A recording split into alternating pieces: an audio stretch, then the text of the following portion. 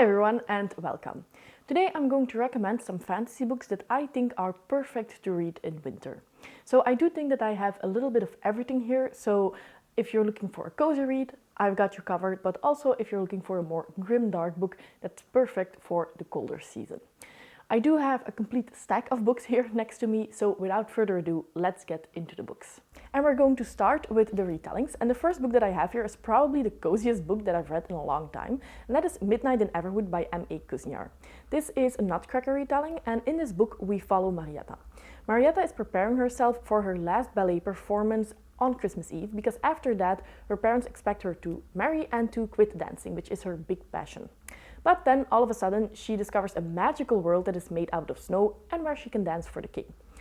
In this magical world you have a castle that is made of frozen sugar. So I mean, how much wintry do you want to have?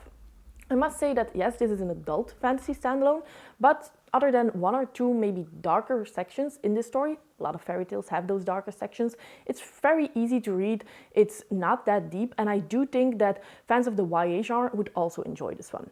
It's not one that's going to stay with you for a very long time, but it's such an easy and fun read that I think it's perfect to read in the winter holidays. It's 350 pages, but it reads a lot faster than that. So if you're looking for a book to read in 1 or maybe 2 days, this is the one that I would recommend.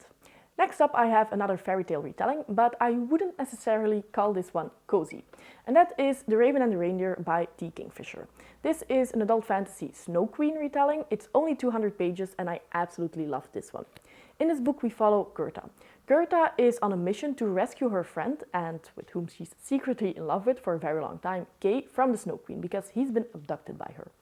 She goes on a very long adventure, and along the way she meets different people, she learns some very important life lessons, and she even meets a raven and a reindeer. That's why the title is The Raven and the Reindeer, of course.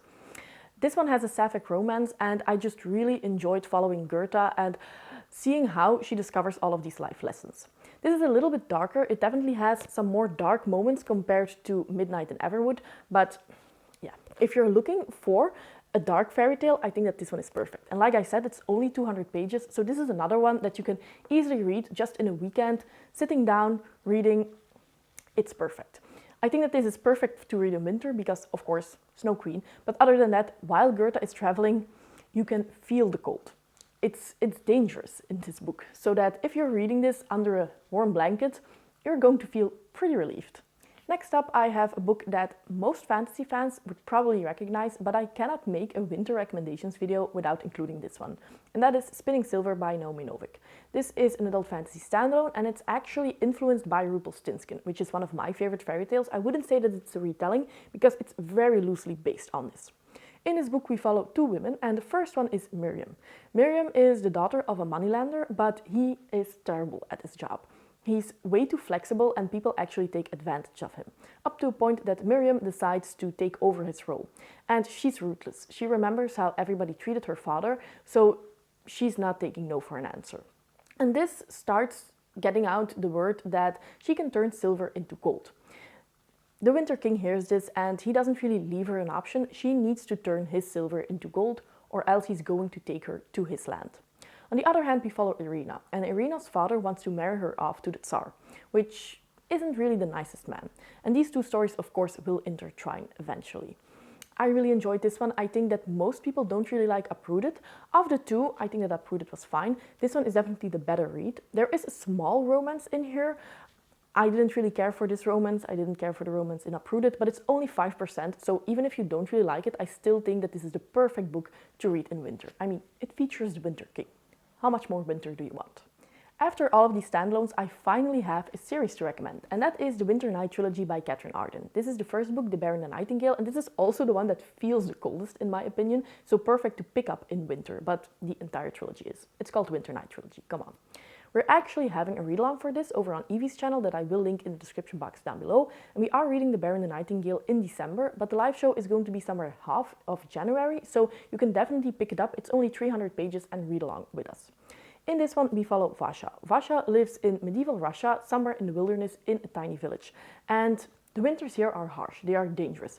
People prepare for winter months in advance, and then when winter finally arrives, they huddle together next to the stove trying to stay warm. So yeah, definitely a winter read. If you want to feel cold while reading, this is it. This is a very atmospheric read, and I think that it's perfect to pick up right now. You have the Winter King in here, you have some Russian folklore, Baba Yaga arrives somewhere in this trilogy, and it's just perfect. This is very much a story between the old religion and the new, because Vasha and her people have always believed in the household spirits, and they have taken care of them. But now you have Christianity, and you cannot take care of the household spirits anymore. And this has a very big effect on everybody who lives in Russia and beyond. A perfect trilogy. I read this over a year ago, and this is one of my favorite series of all time at this point, up to the point that I want to reread it, which is something that I don't easily do. Next up, I have some Norse-influenced stories and Norse myth retellings. I think that these are just perfect to read in winter, not only because of the setting, because usually they take place in a pretty cold climate, but also because these Norse gods can be ruthless. So if you're looking for a little bit of a darker read without venturing into complete grimdark territory, I think that these are perfect. And the first one is actually a book that I talked about pretty recently in my 2021 releases Are They Worth It video. So I will link that in the cards up above, and for now I'm just going to touch upon this one, and that is The Goddess of Nothing at All by Cat Rector. This story follows Sigyn, who is one of Loki's wives, and we meet her at the very beginning of their romance, and then we follow them up to the point of Ragnarok.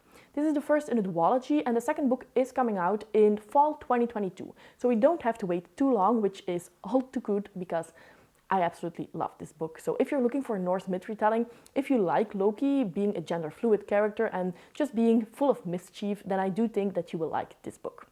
And then next up, I have another Norse myth retelling, and I think if you like this one, then you will definitely like The Goddess of Nothing at All and vice versa, and that is The Witch's Heart by Genevieve Kornicek. This one came out earlier this year. It's one of my favorite books of the year, just going to put that out there, and in this one we follow Angerboda, who is another one of Loki's wives. Now, this story is very much centered around Angerboda. In The Goddess of Nothing at All, we do see a lot of Loki and we do understand him better, but all of this is from the viewpoint of Angerboda, and yes, Loki is of course around, but you don't really understand him as good.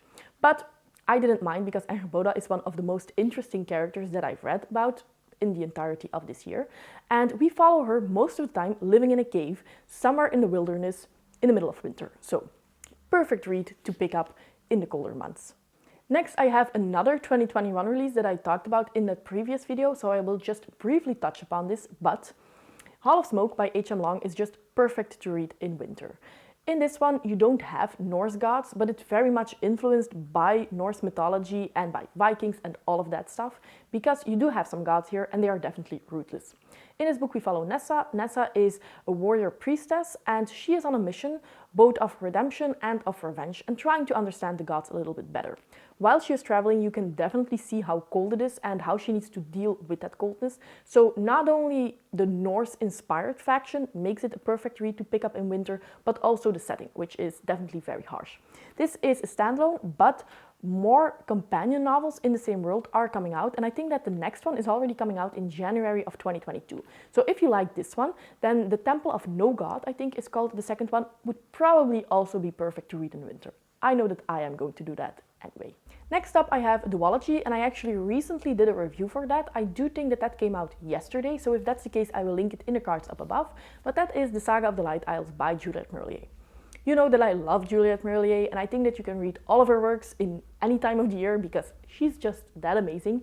But The Saga of the Light Isles, the first book being Wolfskin, is actually very fitting for winter, because in this one we follow a Viking called Eyvind, and he travels to the Isles of Light, which are the Orkney Isles that are currently, I suppose that they have always been there, on the edge of Scotland. In the second book, we follow a band of characters who arrive on islands that are a little bit based upon Iceland.